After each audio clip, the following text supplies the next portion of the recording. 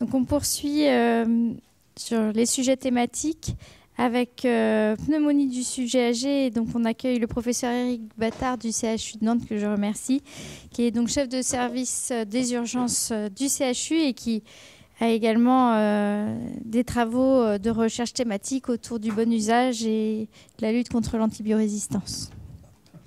Bonjour.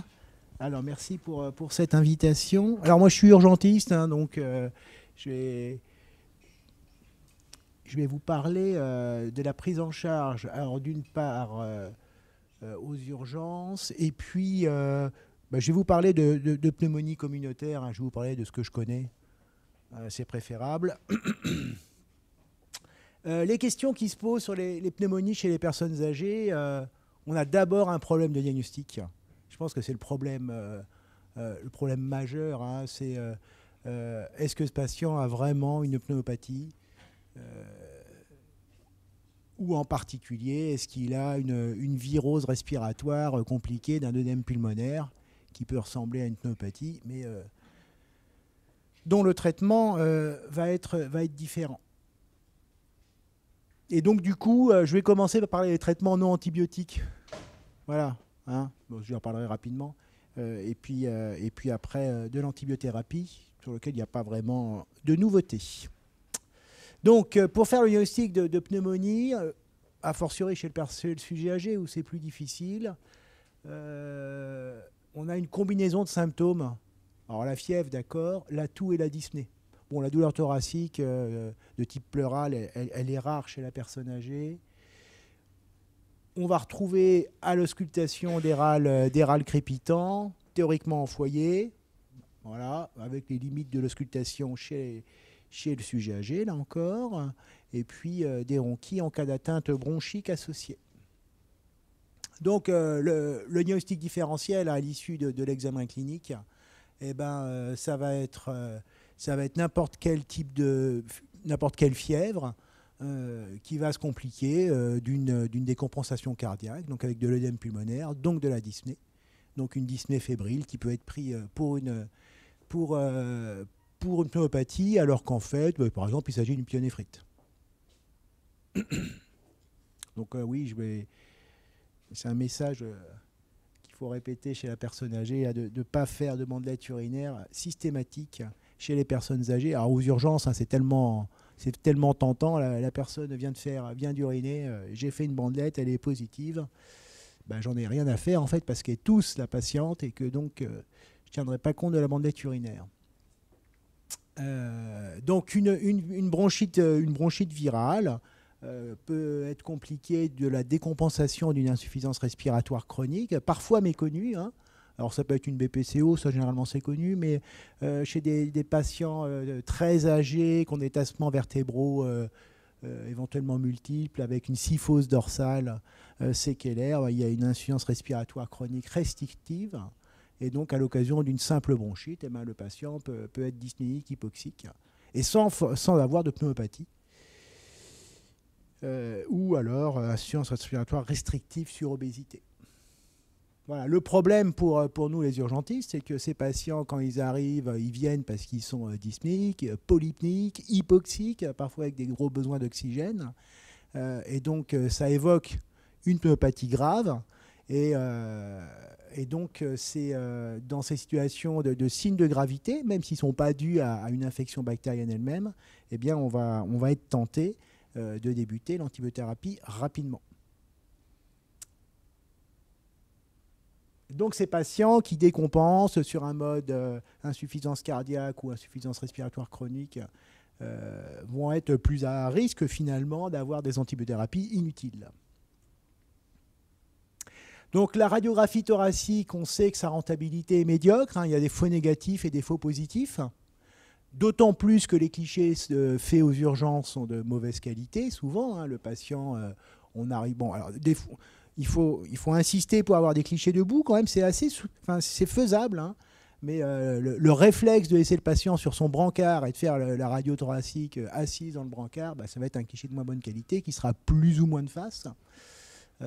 Voilà, alors qu'on peut lever certains patients, hein, même il suffit de leur poser la question, de leur donner leurs chaussures, et puis Et puis parfois de les emmener debout à la radio, comme ça on est sûr que la radio sera faite debout, hein, parce que si on l'emmène en brancard, peut-être que les manips auront plus de difficultés à prendre l'initiative de faire la radio debout.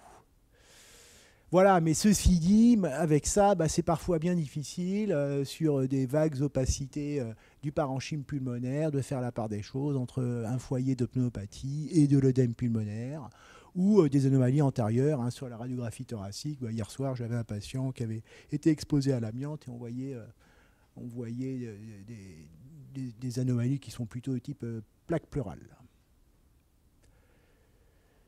Alors ça, c'est à la mode. Analyse de la radiographie thoracique par l'intelligence artificielle. Il y a eu des études antérieures qui ont montré que si on comparait une analyse d'image par IA à un radiologue professionnel, hein, puisque la plupart des radiographies thoraciques dans les services d'urgence ne sont pas interprétées par le radiologue, sinon la totalité. Donc on avait trouvé que l'intelligence artificielle faisait aussi bien que le radiologue. Le problème, c'est que si le radiologue n'est pas le gold standard, je vous montrerai une étude après qui l'illustre d'une façon frappante, et si on le compare à un diagnostic de référence, eh bien l'intelligence artificielle, pour analysant une radiographie thoracique, elle a un pouvoir de discrimination entre pneumopathie présente ou absente qui est très médiocre, hein, puisque l'air sous la courbe ROC est de 0,74, ce qui est vraiment tout à fait insuffisant pour être utilisable. Alors les urgentistes et puis d'autres cliniciens utilisent de plus en plus l'échographie clinique. Et donc l'échographie, c'est l'échographie faite par le clinicien. J'examine le patient, je l'interroge, je fais l'examen clinique, j'ai le résultat de la biologie éventuellement déjà. Je fais une radio et je complète mon examen avec une échographie. Donc en l'occurrence là, une échographie pulmonaire, pleuropulmonaire. Donc on peut voir un épanchement pleural, voir que l'épanchement pleural est bilatéral, donc plutôt en faveur d'une décompensation cardiaque par exemple, ou avoir des aspects de condensation pulmonaire qu'on ne voit pas éventuellement à la radiographie thoracique, ou sur lesquels on a un doute. Voilà, donc c'est plus sensible, l'échographie clinique est plus sensible que la radiographie thoracique, mais si c'est plus sensible, c'est aussi moins spécifique. Hein, et donc il y a des faux positifs. On peut voir il y a des petites anomalies qu'on peut prendre pour un foyer de pneumopathie, avec les yeux de la foi en fait, hein, parce qu'on a envie d'avoir un diagnostic et en réalité le patient n'a pas de pneumopathie. Comme pour la radiographie thoracique, l'échographie montre une atteinte pulmonaire, une condensation pulmonaire par exemple, mais il n'est pas possible avec ça de distinguer entre pneumopathie bactérienne et pneumopathie virale. Alors, certains hôpitaux riches en radiologues en tout cas, on dit on va utiliser le scanner, puisque la radio n'est pas bonne, on va faire des scanners pour les patients qui ont une suspicion de pneumopathie. Alors évidemment, le scanner est plus sensible et plus spécifique que la radiographie thoracique. Là, c'est une étude qui a été publiée il y a 10 ans déjà, hein, en tout cas pour le premier article. Donc c'était des patients qui étaient aux urgences avec une suspicion de pneumopathie par l'urgentiste. Et on se rend compte, donc l'urgentiste a classé la pneumopathie comme étant, alors exclue, il y en avait très peu évidemment, puisque c'était un critère d'inclusion, hein, 1% des cas, sinon possible, probable ou certaine. Et après avoir fait un scanner thoracique, eh bien, vous voyez, on arrivait à exclure 29% des cas, en disant finalement ce patient, on pensait qu'il avait une pneumopathie et finalement il n'en a pas. Donc, en termes de bon usage des antibiotiques, alors c'est quand même quelque chose d'intéressant. Ok. Et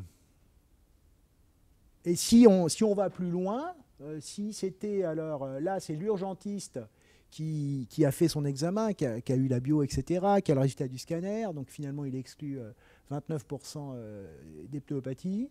Et si on remplace l'urgentiste par un comité d'experts comprenant radiologue, infectiologue, pneumologue, eh bien, on en exclut encore quelques pourcents de plus, 33%. Et puis, si on regarde l'évolution du patient 28 jours après, donc on a toutes les données, si le patient a été hospitalisé, on voit ce qui s'est passé pendant l'hospitalisation, des diagnostics ont été changés, on arrive à 38% de pneumopathies qui ont été exclues. Donc c'est vraiment un chiffre frappant, hein. L'urgentiste pense que le patient a une pneumopathie. 28 jours plus tard, il y a eu un scanner, il y a eu d'autres examens éventuellement, enfin adaptés, on peut le penser. Hein. Eh bien, pour 38% des cas, on exclut le diagnostic de pneumopathie. Donc c'est énorme. Voilà. Bon, mais le problème, c'est qu'au bout de 28 jours, hein, le patient il a reçu son traitement antibiotique. Hein. Ok, donc est-ce qu'on peut réduire l'exposition des antibiotiques pour ces patients quand ils sont aux urgences ou en tout cas dans les premiers jours d'hospitalisation? C'est tout l'enjeu. Alors dans ces reclassifications, d'ailleurs, c'est pas aussi simple que ça parce qu'il y a des patients dont l'urgentiste pensait qu'ils avaient une pneumopathie et qui n'en avaient pas en réalité, mais aussi à l'inverse des patients pour lesquels on pensait qu'il n'y avait pas de pneumopathie et qui en avaient une en réalité. Hein, ce serait trop simple sinon. Ok. Donc le problème, c'est ce que j'évoquais tout à l'heure en parlant d'hôpitaux riches. Hein, il y a des services d'urgence où on fait un scanner à toutes les coliques néphrétiques, par exemple. Enfin, bon, ce n'est pas uniquement un problème lié aux urgences, hein, mais c'est bien décrit que l'usage du scanner augmente d'une façon très nette. Alors c'est vrai en France, c'est vrai aussi dans d'autres pays riches. Hein. Ça a été bien décrit, par exemple, depuis plus longtemps aux États-Unis, qui sont de ce côté-là en avance hein, sur nous. Donc on voit un recours continuellement croissant au scanner dans les hôpitaux. Alors d'une façon générale, aux urgences et puis aussi pour les patients hospitalisés. Et non seulement on demande plus de scanners, mais on fait plus de scanners multirégion, en fait, voilà, scan par exemple thorax et abdomen, ou crâne, thorax et abdomen, ok. Bon, donc on consomme de plus en plus, et en réalité, je ne sais pas comment vous êtes dans vos hôpitaux, mais nous, les radiologues, ont du mal à suivre. Et donc, par exemple, au CHU de Nantes, depuis le mois de novembre, on a commencé à faire appel à la téléradiologie pour certains types de scanners. Parce qu'on a passé de radiologues pour faire tourner les scanners et pour répondre aux demandes. Alors, indéniablement, hein, il y a une surprescription de scanners, il y a du surprescription antibiotique, mais il y a aussi des surprescriptions de scanners. On avait fait faire une thèse aux urgences il y a quelques années, alors avec deux critères de jugement différents. On avait estimé qu'entre 20% et 30% des demandes de scanners faites aux urgences auraient pu être évitées. Alors, soit pas faites du tout, soit dans un second temps, pas forcément qu'il soit fait aux urgences. Donc il y a un vrai travail, et je pense qu'on parlait de développement durable, hein, je pense que le développement durable en médecine, c'est aussi faire de la médecine sobre, et donc c'est apprendre à calmer nos ardeurs en termes de demande de scanner. Alors est-ce qu'on peut limiter les demandes de scanner thoracique ? Moi je considère à titre personnel que voilà, nous dans le service où je travaille, il n'y a pas lieu, on n'a pas forcément besoin de demander un scanner thoracique. Enfin, il y a eu quand même des travaux qui ont été faits. Dans la suite de l'étude que je vous ai présentée tout à l'heure, les mêmes auteurs ont repris les dossiers, ont essayé de construire un score pronostic d'anomalie, de pneumopathie. Qui inclut, donc vous voyez, la présence d'une toux. La toux, c'est un marqueur important. Hein. Quand on a une fièvre et une toux, quand même, il y a peu de chances, encore une fois, que ce soit une pyélonéphrite. Hein. Ok. Une douleur thoracique, de la fièvre à 38, supérieure ou égale à 38, pardon, une PCR positive, une CRP supérieure ou égale à 50 mg par litre. Je ne sais pas comment ils ont obtenu ce seuil, enfin voilà, ils l'ont obtenu. Et puis la présence d'un infiltrat parenchymateux sur la radiographie thoracique. Alors avec des incidences risque ratio qui sont tous supérieurs à 1, s'ils sont intéressants. Pas forcément hyper élevés non plus. Et donc, à partir de là, les auteurs ont construit un score, et en disant, ben voilà, si ce score est inférieur à 3, il y a une faible probabilité de pneumopathie, et donc on peut s'arrêter là. S'il est supérieur à 5, il y a une forte probabilité de pneumopathie, et on peut s'arrêter là, pas besoin de faire de scanner, on traite, ok. Et puis, ben, finalement, réserver le scanner aux situations intermédiaires. C'est une démarche tout à fait cohérente. Hein. Faire un examen complémentaire quand on a un doute sur le diagnostic. Ici, on n'a pas de doute, on peut l'exclure raisonnablement. Et ici, on n'a pas de doute, on peut l'affirmer raisonnablement. Okay. Bon, le problème, c'est qu'il y a encore 55% des patients donc, qui sont justement dans cette zone d'incertitude qui nécessiteraient un scanner. Même ça, 55%. Moi, dans mon service d'urgence, le service de radio est incapable serait incapable de répondre à une telle demande. Je pense que voilà, c'est un effort qui est intéressant, mais je pense qu'il n'est pas encore adapté. Alors d'autant plus que dans ce score, bon, bah, ça c'est facile, un examen clinique, la CRP, bon, bah, si c'est dans le cadre d'un score qui marche, pourquoi pas, la radio on l'a déjà. Par contre, la PCR, bah, écoutez, la PCR, faut-il avoir une réponse en temps réel, hein, parce que ces patients-là, on les voit aussi la nuit, on les voit aussi le week-end. Et les heures ouvrables, finalement, ce n'est qu'un quart du temps de l'ouverture d'un service d'urgence. Donc, nous, au CHU de Nantes, on n'a pas accès à ces PCR en permanence. Donc, ce n'est pas quelque chose d'adapté. Alors, justement, les mêmes auteurs ont proposé un score où il n'y aurait pas le résultat de la PCR. Donc avec des valeurs qui changent un peu. Hein. Ici, la zone d'incertitude, c'est entre 3 et 6. Bon, alors cette fois, malheureusement, dans l'étude, les patients n'ont pas présenté, indiqué la proportion de patients qui seraient dans cette zone grise et qui justifieraient d'un scanner. Mais bon, voilà, c'est une démarche qui est intéressante, mais je crains qu'elle ne soit pas encore utile pour être appliquée. D'autant plus que ces algorithmes gardent des aires sous la courbe, donc capacité à discriminer entre patients ayant une pneumopathie et patients n'ayant pas de pneumopathie, qui reste vraiment médiocre en fait. Hein. On est autour de 0,8, 0,81, 0,60, enfin voilà, 0,8, c'est médiocre. Hein. Un bon pouvoir discriminant, c'est une aire sous la courbe qui est autour de 0,9. On n'en est pas là. On gagne en valeur prédictive positive. Bon, sans perdre en valeur prédictive négative, ok, mais bon, quelque chose qui est malheureusement, à mon sens, pas vraiment utilisable. Bon, ça, c'est pas très important. Et puis, autre limite du scanner, c'est que c'est bien de savoir qu'il y a une pneumopathie, mais le problème, pas plus qu'avec la radio ou avec l'échographie clinique, on ne peut. Il y a 2 signes qui permettent clairement de dire qu'il s'agit d'une pneumopathie virale ou bactérienne. Autrement dit, que le patient nécessite une antibiothérapie ou pas. Hein, par exemple, c'est intéressant. Hein. Donc là, il y a 2 radiologues qui ont été comparés. 53% des pneumopathies virales, parce que là, du coup, il y a eu un bilan microbio extensif. 53% des pneumopathies virales avaient une condensation. Bon, plus 79% des pneumopathies bactériennes, mais quand même. Aspect de condensation au scanner dans une pneumopathie virale sur 2. Donc, quelque chose qui n'est pas réellement utilisable. Donc, probablement que c'est utile quand c'est couplé, bien sûr, à une évaluation clinique rigoureuse et biologique. Mais on a 2 grosses limites. On ne distingue pas les pneumopathies virales des pneumopathies bactériennes. Et puis, on a un problème d'accessibilité au scanner. La procalcitonine et la CRP. Alors, la Société européenne de microbiologie clinique et de maladies infectieuses a sorti, il y a quelques mois, des recommandations sur le bon usage des antibiotiques aux urgences. Alors, je faisais partie du groupe qui a construit ces recommandations. Bon, le groupe était dirigé par un réanimateur. Bon, donc sur la procalcitonine, j'ai eu du mal à faire entendre ma voix. Et donc,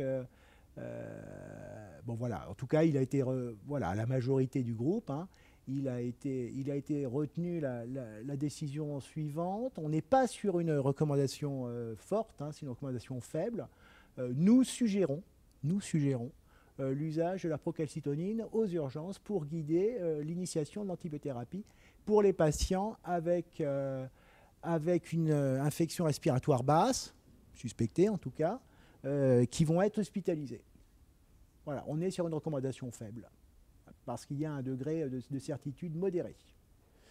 Alors la procalcitonine, ça a été quand même le marqueur inflammatoire qui a été le mieux évalué dans les infections respiratoires basses, et de loin.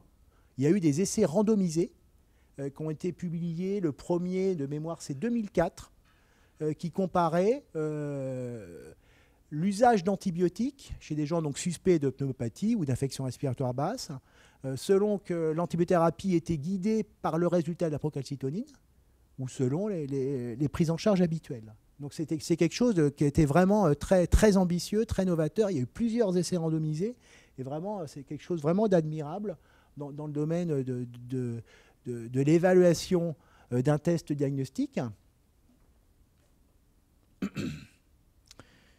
Et avec un objectif très pragmatique, finalement, c'était même plus de dire on cherche à savoir si la procalcitonine nous permet d'identifier les pneumopathies virales et les pneumopathies bactériennes, mais de savoir est-ce que la procalcitonine peut nous aider à décider de débuter un traitement antibiotique ou pas.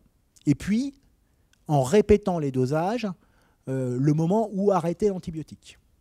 Alors voilà, c'était des études qui ont été financées, au moins en partie, par le laboratoire Brahms à l'époque, qui avait mis au point l'automate, le dosage de la procalcitonine. Donc ils avaient un intérêt à faire des dosages répétés, ce qui fait que, je vous montrerai après le schéma, on se retrouvait à 3 ou 4 dosages de procalcitonine pour un seul patient, ce qui n'est pas tout à fait anodin. On se retrouve là depuis, j'en ai identifié, on l'avait fait au moment de l'analyse de la littérature pour documenter les recommandations, 9 études, dont plusieurs essais randomisés, sur l'utilisation de la procalcitonine en cas de suspicion de pneumopathie ou d'infection respiratoire basse. Et on arrive au bout de 9 études seulement à une suggestion. Donc c'est quand même décevant, hein. Ça montre que là, du coup, la recherche, quand on en est à 9 études, c'est que le taf a été fait en termes de recherche clinique, et on n'arrive toujours pas à mettre d'accord les gens et seulement à faire des recommandations faibles. Donc ça illustre la déception qu'il y a eu autour de ça. Donc l'algorithme pour guider l'antibiothérapie en fonction de la procalcitonine était basé sur des seuils très clairs, hein. Alors c'était intéressant la démarche, hein. Si vous avez vous suspectez une pneumopathie, vous avez une procalcitonine qui est inférieure à 0,1, dans ce cas-là, on vous recommande fortement de ne pas mettre d'antibio. Entre 0,1 et 0,25, on vous recommande de ne pas mettre d'antibio, c'est plus une recommandation forte, mais on vous recommande quand même. OK. 0,25, 0,5, on vous recommande de commencer ou de continuer l'antibiotique.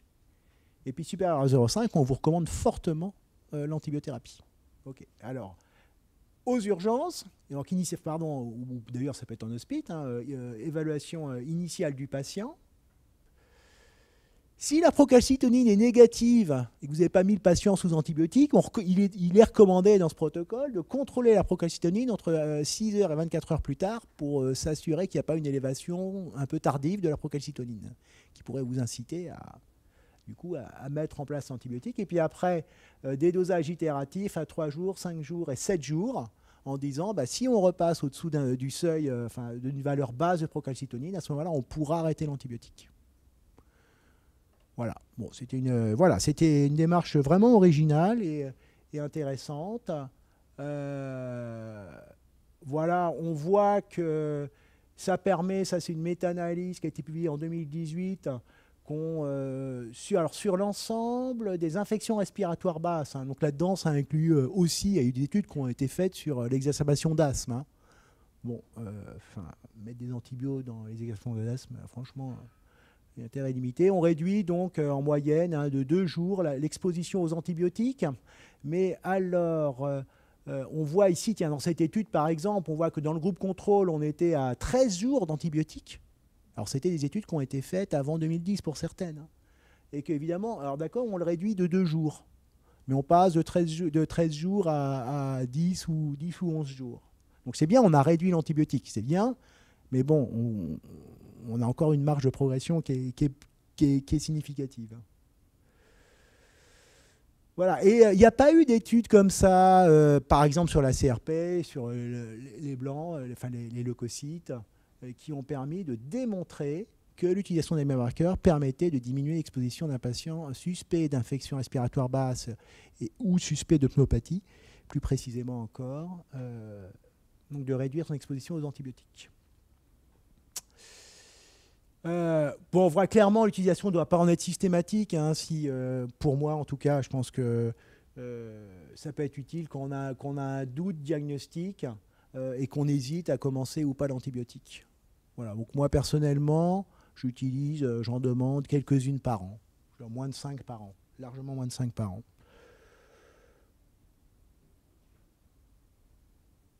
Alors, il y a beaucoup de tests rapides microbiologiques qui ont été développés. Je crois que vous avez un topo cet après-midi sur le sujet.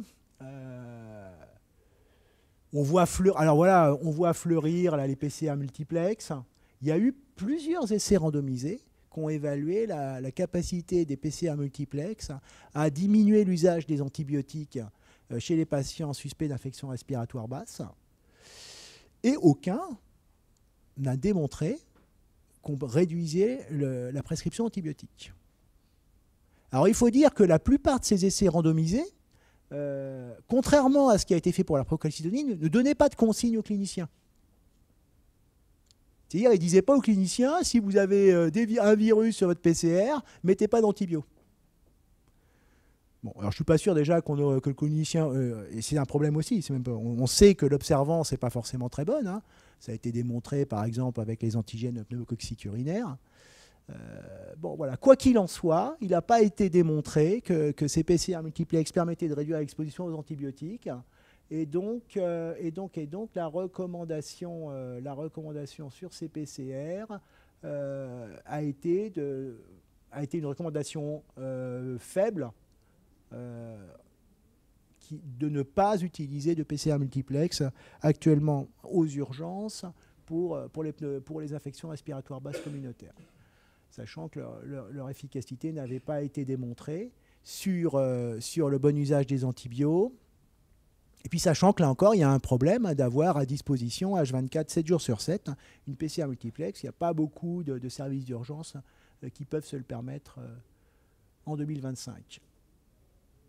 Alors, autre sujet, c'est que c'est une limite de ces études, c'est qu'elles ont été faites sur des PCR multiplex à majorité virale, hein, sur des prélèvements nasopharyngés. Quelques bactéries, mais pas le pneumocoque, ce qui est juste un peu embêtant, quoi. Mais bon, c'est normal sur un prélèvement nasopharyngé. Voilà, il faut savoir que les mêmes sociétés ont développé des panels de PCR multiplex spécifiquement dédiés aux pneumonies avec plein de bactéries différentes. Il y a même de l'Acinetobacter. Alors c'est dans l'ordre alphabétique, hein, mais bon, à la fin, il y a quand même le pneumocoque. Donc, ce sont des PCR qui sont destinés à être faites sur des prélèvements respiratoires, du coup, pas des prélèvements des écouvillons nasopharyngés. Donc ça veut dire sur expectoration, sur sécrétion trachéale, sur liquide broncho-alvéolaire, enfin bref, toutes sortes de choses qu'il est impossible d'avoir aux urgences ou dans un service de médecine ou de gériatrie.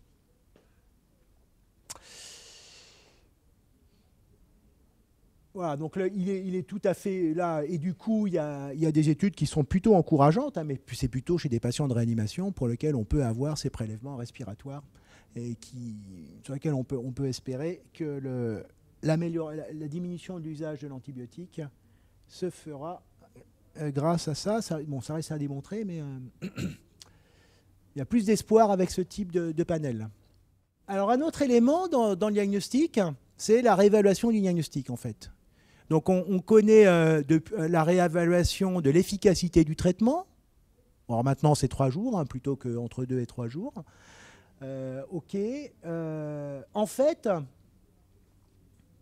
quand on fait monter aux urgences, des urgences, un patient dans un service avec une suspicion de pneumopathie, on avait un patient au départ hypoxique, très polyptéique. On a mis en place l'antibiothérapie, mais on a aussi fait des aérosols parce qu'il y avait un bronchospasme, des aérosols de salbutamol. On a fait du furosémide parce qu'on pensait qu'il y avait une part d'insuffisance cardiaque associée. Et puis en fait, quand le patient est revu dans le service dès le lendemain, hein, donc dans les 24 premières heures, eh ben en fait, il est beaucoup mieux. Il avait besoin d'oxygène à haute concentration aux urgences, il est maintenant aux lunettes. Il n'a plus de polypnée, ou une polypnée qui est franchement améliorée. Clairement, ce n'est pas l'antibiothérapie qui, en quelques heures, transforme un patient sur le plan respiratoire. Donc si le patient s'est transformé, c'est parce qu'en fait, il avait surtout un bronchospasme ou surtout un œdème aigu pulmonaire. Et quand l'amélioration est très claire, ou parce qu'on a refait une radio, parce que celle qui a été faite aux urgences était vraiment de mauvaise qualité, eh ben on peut se dire, finalement, ce patient n'a très probablement pas de pneumopathie bactérienne ou de pneumopathie tout court. Et dans ce cas-là, on arrête l'antibiotique. Donc ça, c'est une stratégie qu'on a comparée justement à ces dosages itératifs de procalcitonine dans le cadre d'un essai randomisé, où on disait, ben voilà, le lendemain, on réévalue le diagnostic, on se repose la question, est-ce que mon patient a vraiment une pneumopathie? Et sinon, ben, j'arrête l'antibiotique.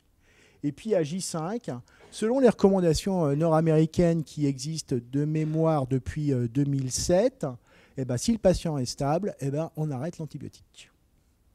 Voilà. Et on s'est rendu compte, alors au passage, qu'en fait, cette stratégie de réévaluation clinique du patient dans les 24 premières heures et à J5, avec arrêt de l'antibiotique à ces deux moments, est aussi efficace que la procalcitonine pour diminuer la durée de traitement. Donc fait aussi bien que la procalcitonine, mais à moindre coût, puisqu'il s'agit seulement de réexaminer le patient. Enfin, si je vous parle de cet élément, c'est que dans cette étude, dans 12% des cas, les patients de ce bras-là, eh bien, l'antibiothérapie était arrêtée dans les 24 heures parce qu'on se disait, bah, finalement, c'était probablement pas une pneumopathie, même s'il y avait des signes respiratoires. Bon, je suis désolé, hein, parce que finalement, en 2025, il n'y a toujours pas de baguette magique pour diagnostiquer avec certitude une pneumopathie, a fortiori chez la personne âgée. Et puis pour dire que cette pneumopathie est d'origine bactérienne. Voilà, donc on reste avec l'incertitude. Vous avez vu que l'incertitude elle est vraiment très significative, hein, puisqu'il y a 38% des diagnostics qui vont être infirmés avec un mois de recul. Donc c'est vraiment énorme. Voilà, donc la question c'est est-ce qu'il faut en réalité commencer et continuer l'antibiothérapie pour la pneumopathie. Donc, les traitements autres que l'antibiotique sont essentiels et dès le début, s'il y a un bronchospasme, c'est mettre les aérosols de salbutamol, c'est traité par furosémide en cas de décompensation cardiaque associée. C'est quand même très fréquent chez la personne âgée. Et si le patient se transforme dans les 24 heures, ça pourrait inciter à arrêter l'antibiotique. Après, sur le choix de la molécule, il n'y a rien de nouveau depuis les recommandations de la SPIF depuis 2010. Il y a des recommandations qui sont en cours, mais ça fait presque un an qu'on attend la sortie. Enfin, moi, ça fait 6 mois que j'en entends parler. Donc, je suppose que ça ne devrait pas tarder.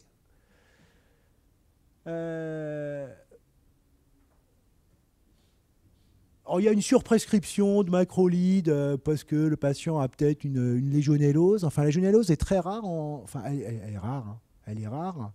Il y a un gradient, tiens, bon, encore une particularité de l'ouest de la France, hein, mais j'avais vu une étude il y a une dizaine d'années qui montrait qu'il y avait un gradient est-ouest sur l'incidence de la légionellose.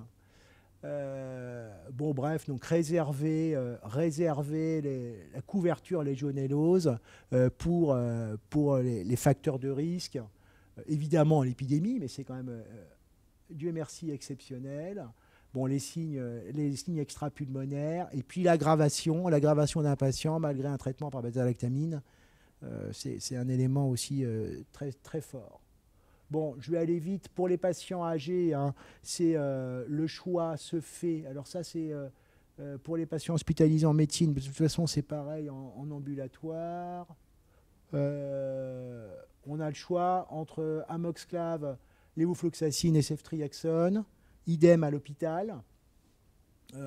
Clairement, et j'espère que les recommandations de la SPILF vont le dire, mais dans les trois, hein, il faut clairement, à mon sens, à ce stade, privilégier l'amoxiclave qui favorise moins les résistances bactériennes que la lévofloxacine et que les C3G.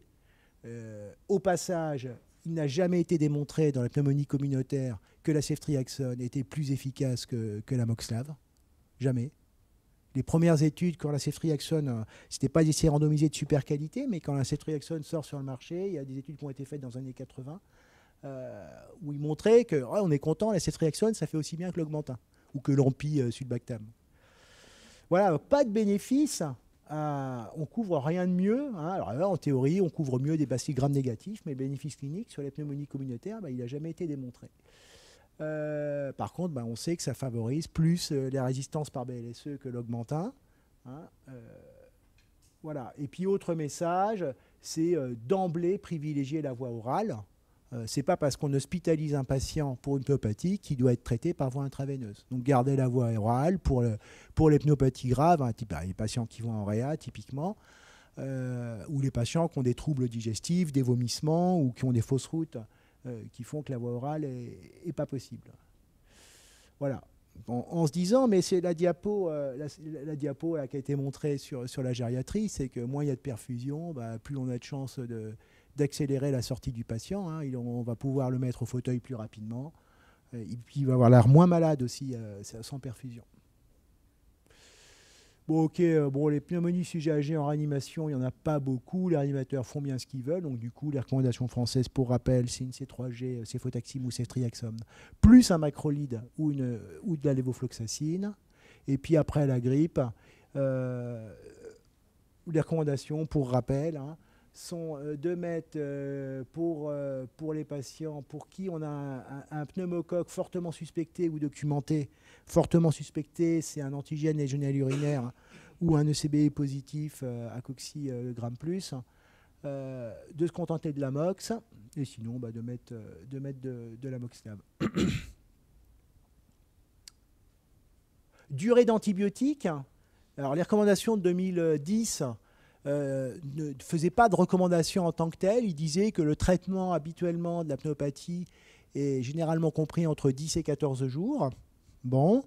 Donc, en 2021, la SPILF a sorti des recommandations sur les durées d'antibiotiques pour la plupart des situations rencontrées en pratique clinique, dont les pneumopathies, et ont repris ce que disaient les recommandations américaines depuis 2007, c'est-à-dire, si le patient est stable à J3, on arrête le traitement à J5. Et s'il n'est pas assez stable à J3, on continue jusqu'à J7. Donc autrement dit, hein, si on va avoir un message ambitieux, c'est de dire le traitement c'est 5 jours, sauf si le patient... La base c'est 5 jours, sauf si le patient était vraiment insuffisamment amélioré au bout de 3 jours. Alors, ces signes de stabilité, ils ont été proposés. Hein.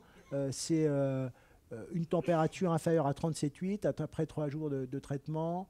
Alors, ça va, c'est pas trop ambitieux. Ça a une systolique supérieure ou égale à 90 mm de mercure, une fréquence cardiaque inférieure ou égale à 100, une saturation supérieure ou égale à 90 en air ambiant. Voilà, tout le problème de ça, c'est que s'il y a une décompensation cardiaque associée, le patient peut rester hypoxique. Donc, et pour autant, ce n'est pas prolonger l'antibiotique qui va régler le problème de l'œdème pulmonaire persistant. Ça, on l'a vu dans l'essai randomisé qu'on a fait là, en comparant les dosages itératifs de procalcitonine et la réévaluation clinique à J1 et à J5. C'est qu'on peut traiter les patients pendant 5 jours, mais s'ils retournent voir leur médecin traitant au bout de 15 jours, donc après leur sortie de l'hôpital parce qu'ils continuent à tousser, on a vu pas mal de patients qui étaient remis sous antibiotiques à ce moment-là. Alors sans qu'ils aient de syndrome infectieux, simplement parce que la toux persistait. Donc je pense que là, il y a vraiment un message. Si on réduit notre première prescription d'antibio à 7 jours ou 5 jours, c'est d'informer le patient que la toux peut traîner et que prolonger l'antibiotique n'y changera rien. Voilà, donc je pense qu'on a besoin ça de... Et puis, donc encore une fois, la prolongation de la dyspnée liée à la décompensation, une insuffisance cardiaque par exemple, va pas non plus être améliorée par une prolongation antibiotique. Alors je ne sais pas comment la SPILF va se positionner là-dessus. Hein. Il y a eu quelques études, et en particulier un essai randomisé qui a été publié maintenant en 2021, qui n'a pas montré de bénéfice à prolonger au-delà de 3 jours l'antibiothérapie par amoxicillin dans les pneumopathies communautaires. 3 jours n'étaient pas inférieurs à 8 jours d'augmentin pour les pneumonies communautaires. Donc je ne sais pas si ça va être retenu. Voilà, donc quand on est à 5 jours, on est bien. Hein. Bon, déjà, si on arrive à rester à 5 jours, ce sera très bien. Mais 3 jours suffisent probablement pour certains cas. Alors, dans la même situation où le patient a ces signes de stabilité clinique au bout de 3 jours de traitement. Bon, juste un mot sur l'oseltamivir, pour rappeler qu'il n'y a aucun essai randomisé qui a été publié chez les patients hospitalisés. Pourtant, il reste recommandé, ça c'est des recommandations américaines de 2019, il reste recommandé de prescrire l'oseltamivir pour les patients adultes hospitalisés avec une pneumopathie communautaire et un test grippe positif. Et ceci indépendamment de la durée de la maladie avant le diagnostic. Voilà, sans preuve. Bon. Et d'ailleurs, parallèlement, ces mêmes patients, ce sont les mêmes, puisqu'ils s'ils ont des signes cliniques et radiographiques de pneumopathie, donc ce sont bien les mêmes patients, et ben, il est recommandé de les mettre aussi sous antibiotiques. Bon, il y a eu, bon voilà, donc il y a des projets, hein, il y a des projets d'études, d'essais randomisés, malgré ces recommandations, pour l'oseltamivir, pour les patients hospitalisés pour pneumopathie et grippe, en particulier chez ceux pour qui les symptômes durent depuis plus de 48 heures, pour voir si réellement il y a un bénéfice à les mettre sous oseltamivir. Bon, voilà, moi personnellement, j'en prescris pas pour les patients que j'hospitalise. Voilà, et puis, tiens. Voilà, donc pour conclure, la pneumonie du sujet âgé, ça reste un diagnostic malaisé, malgré le développement des techniques, hein, le procalcitonine, PCR multiplex, le développement du scanner. Malgré tout ça, ça reste malaisé, et on n'a pas d'aide évidente avec l'imagerie en particulier pour guider la décision antibiotique. Donc l'efficacité de la procalcitonine, elle est démontrée pour guider l'antibiothérapie, initiation et poursuite, mais l'efficacité est limitée. On l'a vu. Il faut vraiment insister sur le traitement des complications cardiaques, bronchospasmes, pour aussi à visée diagnostique, pour ne pas prendre à tort ces patients pour ayant une pneumopathie bactérienne étendue. Voilà, la révélation précoce du diagnostic dans les 24 heures, je crois vraiment que c'est quelque chose qu'il faut inciter à faire. Il faut préférer, à mon sens, l'amoxiclav à la ceftriaxone dans des visées écologiques. Et d'ailleurs, au passage, Emmanuel Montassier vient de lancer un nouvel essai, c'est un urgentiste qui travaille à Nantes, vient de lancer un essai randomisé chez la personne âgée pour démontrer, en espérant démontrer que l'amoxicilline chez ces patients n'est pas inférieur à l'amoxiclav. On aura peut-être un peu moins de diarrhée comme ça chez nos sujets âgés. Et puis, je crois que voilà, il faut se donner comme durée cible d'antibiothérapie 5 jours. Se dire, la norme, c'est 5 jours, et je ferai 7 jours si les choses ne sont pas assez stabilisées à 3 jours, en attendant que les recommandations de la SPILF sortent, qui nous dira peut-être de descendre à 3 jours. Mais ça, pour moi, c'est un mystère. Alors, je ne sais pas si vous avez des informations qui ont fuité. Bon. Bah oui, c'est lui qui a fait l'essai en 2021. Bon.